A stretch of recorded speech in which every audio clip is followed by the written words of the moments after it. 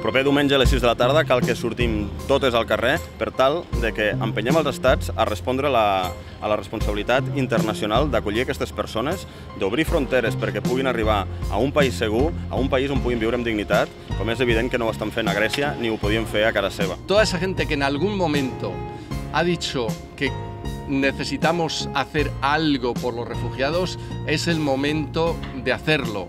Es una gran manifestación para que los gobiernos sepan lo que está generando las muertes en el Mediterráneo.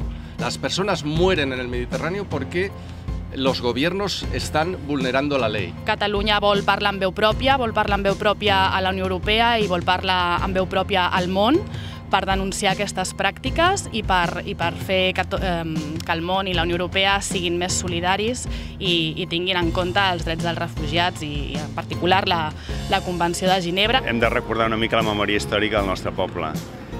Fa gairebé 80 anys estaven molta gent republicana, catalana, revolucionaris, que estaven creuant la frontera de Lerpertús, als camps de concentració d'Argelers, allà van morir 15.000 persones. Esperaven de l'altra banda trobar una Europa que acollia i s'estan trobant el mateix que avui s'estan trobant moltes famílies sirianes o d'altres països.